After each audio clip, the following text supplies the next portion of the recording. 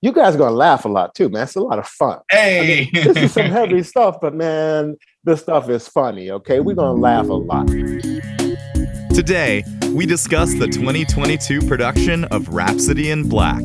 My name is Nivedhan Singh, and this is a TPAC InsideOut podcast. TPAC InsideOut is a part of TPAC Community Engagement.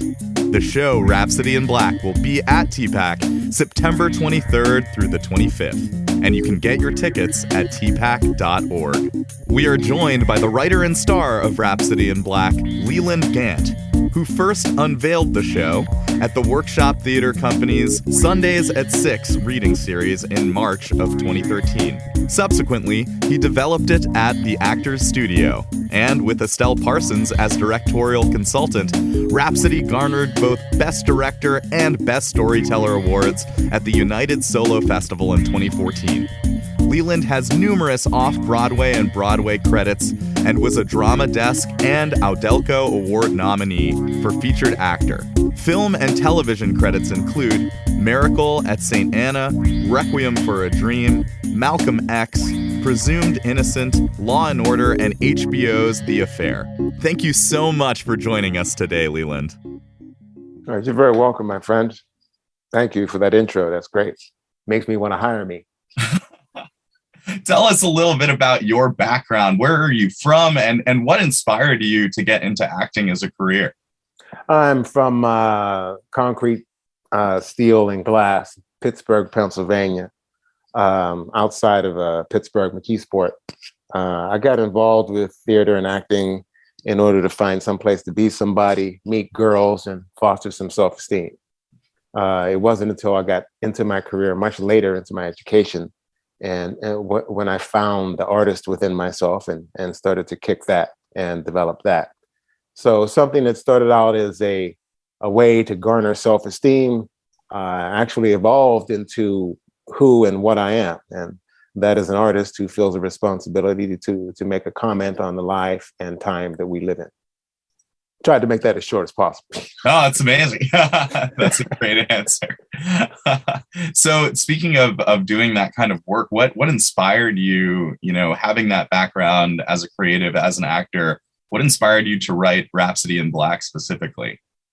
I needed to do and say something about the plight, the situation, the condition of Black men, Black people in this country. We needed to have a conversation about this cancer that's eating us alive from the inside out. So when I found I had a very specific tack to take on that, I developed that, and that's how we get here. Wow, I really admire that your determination with, I think some of these roles just don't exist and these stories don't exist. And I just admire that you were like, I don't see this story being told. I'm going to write it myself, and it's going to be a one-person show too. Well, yeah, I had never written anything before, so it was all about being an autodidact to figure out how to do that. Now, my wife's a writer, so that helped me out a lot. She also kind of kept my foot to the metal, kept my foot down on the gas, because she helped me realize that I wasn't being completely honest and truthful. So she was instrumental in the ending of the piece and the epiphany that occurred. So yeah, man, it gets to the point where you have no choice. This is going to come out of you like that monster in, Alien. It's just going to come out, So I just opened up and just try to be as honest and truthful as possible, authentic. I do appreciate an Alien reference, and I also definitely understand that sometimes art can feel like you are discovering it and it's discovering you, and you're not actually the one creating it. You're more like stumbling upon it in some kinds of ways. Does that? Oh yeah, it makes a lot of sense, man. Yeah. As a creative artist, often, and I guess this is where you really want to be. You just open your arms up, just open those sails, unfurl those sails, and let the wind take you. And your responsibility is just to work the till. That's it. Just open up the sails and go, and be happy and thankful, filled with gratitude about wherever it takes you, because it's got to be a positive place when you put yourself on that kind of, mindset. That's awesome, and I'm envious that you have your partner as a sounding board. I think that is a really powerful thing. Yeah, it's great. It's both. It's both supportive and terrifying. I mean, when I first unveiled it and she read it, it was like she was terrified. I was terrified because my husband wrote this and it was horrible. Can you imagine? I wrote this and my wife thinks it stinks. Can you imagine? So, yeah. But, ultimately, this woman is a partner to me in so many different ways. And I can't think of many other situations I'd rather be in, walking this creative road, taking this journey creatively. I mean, she's been extremely helpful and supportive and part of my ability to open that sale. You know what I mean? So you said the piece was conceived in 2013. So it's been, you've seen a couple iterations of it, I'm sure, at this point, and you've performed it multiple times. How has the show evolved over time for you? The biggest evolution of the show is an insertion of certain things given the 2020 cataclysm. For example, at the top of the show, I talk about all the corporations, nonprofits, artistic institutions, and all manner of human beings are publishing their statements of conscience and calls to action. That was not in the original piece. That was inserted after George Floyd. A litany of a sampling of the Black men and women that have been killed by police since then has been added to the section of police profiling of Black people. Those are the two changes, if you want to call them changes. And they were necessary because if I'm going to be authentic to the time that I'm living in, there's no way I couldn't mention those things. We were trying to have a conversation, and those things are part and parcel, if not, the reason to have the conversation. So those occurrences just had to be given a nod to in some fashion in my piece. So that's basically the evolution. Other than that, it's just the evolution of an artist with any piece. You just get more and more nip and tuck. It starts out with a bespoke suit and with all the nips and tucks. Before you know it, it's fitting like a second skin, and that's how it fits right now. That evolution has made it even more mine than it ever was before. Oh, that's beautifully said. And I think that a piece that grows with, the movement that it's addressing, that's really powerful, and really excited for audiences to get a chance to see it. What prompted the title Rhapsody in Black? Well, because it's poetic, man. I mean, I took my cues from August Wilson, who writes in a very poetic fashion, because he was a poet. The genesis of his writing career was as a poet.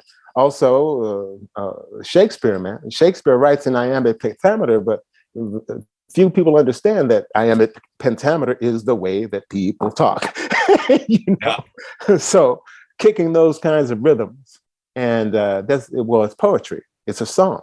It's a rhapsody, and this is a rhapsody. It's a song in Black about Black from a Black perspective. So Rhapsody in Black, and it's musical. Sometimes I can hit the rhythms that I wrote. I wrote these rhythms in the piece, for a number of different reasons. Number one, it's fun. People talk like this. And, I wanted to kick that poetic thing, to have these concepts ride on. So it was perfect.